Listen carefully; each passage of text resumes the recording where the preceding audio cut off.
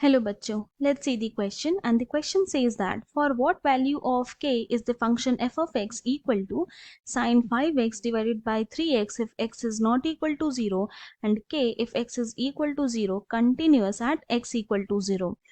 तो हम लोग क्या करेंगे, सबसे पहले यहाँ पे हमारा की कॉन्सेप्ट लिख लेंगे जो यहाँ यूज होने वाला है, एंड जो की कॉन्सेप्ट यूज होगा वो होगा कंटिन्यूअस फंक्शन का। So a function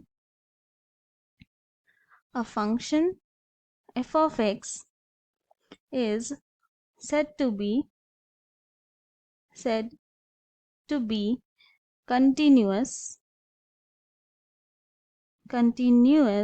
at x equal to a if limit x tends to a f of x is equal to f of a such that f of a and limit x tends to a f of x exists। मतलब कि एक function f of x continuous तभी होगा x equal to a point पे जब limit x tends to a f of x equal हो जाएगा f of a के, एंड यहाँ पे दोनों का ही वैल्यू एग्जिस्ट करना जरूरी है। तो हमें क्या करना है, हमें यहाँ पे ऐसे वैल्यू k का फाइंड आउट करना है जब फंक्शन जो गिवन जो फंक्शन है वो कंटिन्यूस हो at x equal to 0 point पे। तो if f of x is continuous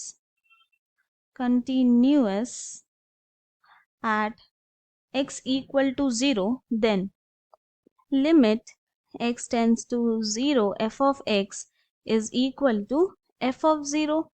So now this implies limit x tends to 0 f of x, यहाँ पे कौन सा फंक्शन लेंगे, वो फंक्शन लेंगे जब x नॉट इक्वल टू 0 हो। क्यों?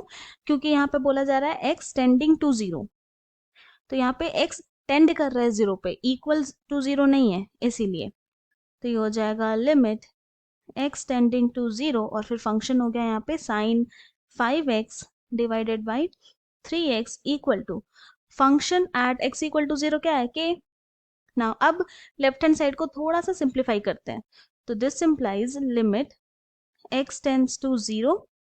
Now sine 5x divided by, यहाँ पे क्या था 3x था, तो x लिख दे यहाँ पे मल्टीप्लाइड बाई 1/3, इस तरह से लिख सकते हैं।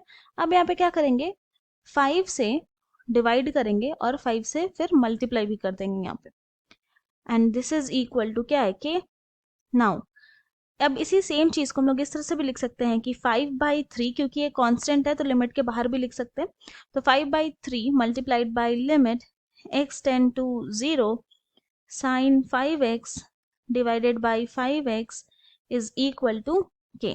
ना हम लोग जानते हैं कि since limit x tends to 0 sine x divided by x is equal to होता है 1, तो इस प्रॉपर्टी से क्या हो गया यहाँ पे, this implies 5 divided by 3 multiplied by 1 is equal to k। तो यहाँ से आ गया हमारा k का value which is equal to 5 divided by 3, और यही हमें चाहिए था। Therefore the value of